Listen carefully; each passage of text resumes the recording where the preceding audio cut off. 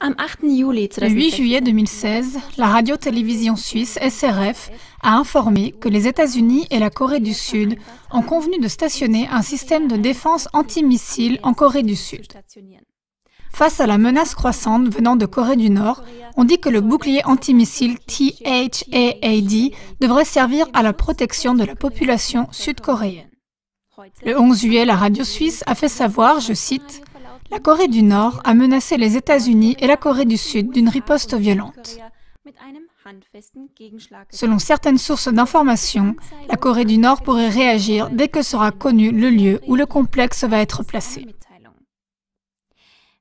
Mais qui doit se sentir menacé par qui?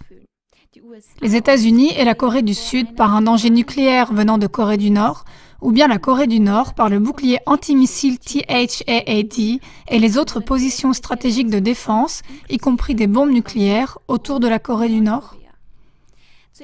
D'abord, on doit souligner un point bien connu des experts militaires. C'est que des systèmes de défense antimissiles modernes ne sont pas des systèmes uniquement de défense. Ceux-ci peuvent très bien être utilisés pour des actions offensives avec des armes nucléaires. C'est ce que le mouvement de défense des droits de citoyens, BUZO, a expliqué sur sa page web.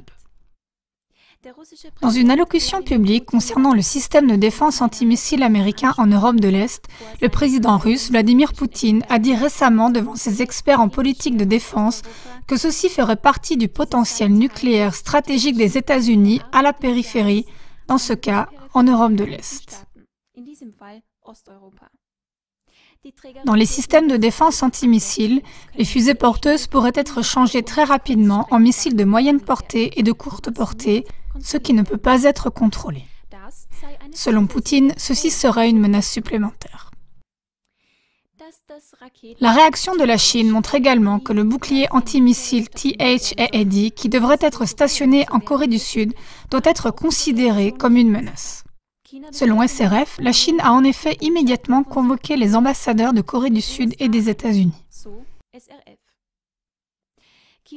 Dans le passé, la Chine a toujours fortement condamné THAAD comme étant une intervention dans sa souveraineté nationale.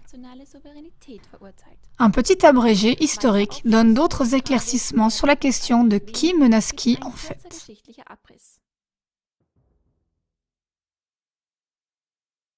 Après la Seconde Guerre mondiale, en 1945, la Corée a été divisée sur l'initiative des autorités d'occupation américaines et contre la volonté du peuple coréen en deux zones d'occupation.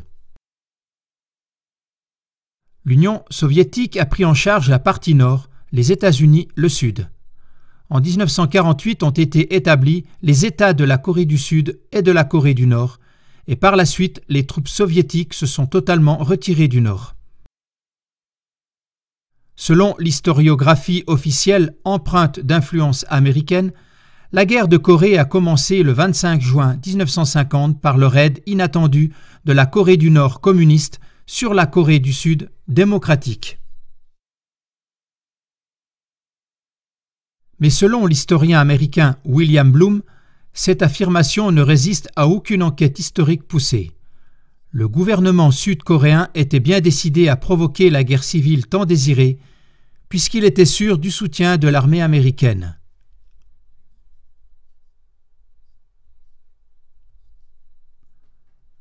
Cependant, pour convaincre l'opinion publique américaine d'entrer en guerre contre la Corée, il fallait que la Corée du Nord soit présentée comme l'agresseur. Par la guerre de Corée, les États-Unis ont consolidé leur suprématie dans la région. Jusqu'à aujourd'hui, les États-Unis ont des bases militaires avec des bombes nucléaires et des navires de guerre en Corée du Sud, ainsi que le commandement en chef des forces armées sud-coréennes.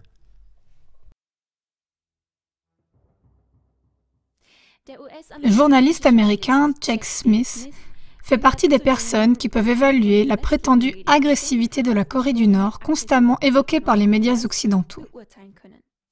En effet, par 3 fois dans les années 1970, Smith a visité la Corée du Nord pour le journal The Guardian. Citation de Smith. L'agressivité de Pyongyang est presque entièrement verbale. Peut-être quelques décibels de trop pour beaucoup d'oreilles. Mais la Corée du Nord est un petit pays qui vit dans des conditions difficiles et qui se souvient très bien de la brutalité extraordinaire avec laquelle Washington a attaqué son territoire dans les années 1950. Des millions de Coréens ont été tués. Les bombardements à grande échelle exécutés par les USA étaient criminels. La Corée du Nord est décidée à passer au combat si cela se reproduit. L'intention à moyen terme du chef d'État nord-coréen Kim Jong-un est de provoquer une crise suffisamment préoccupante pour que les États-Unis d'Amérique soient finalement d'accord pour engager des entretiens bilatéraux qui aboutiront à un traité de paix, à la levée des sanctions décrétées par Washington et au retrait des soldats étrangers du Sud. Une forme de réunification pourrait être trouvée plus tard dans des négociations entre le Nord et le Sud. Même si on ne peut pas exclure avec certitude le danger que représente la Corée du Nord, celle-ci expérimenterait également le b.a.-ba de la stratégie nucléaire qui s'applique à tous sauf aux États-Unis et à la Russie. Celui qui tire le premier mourra juste après.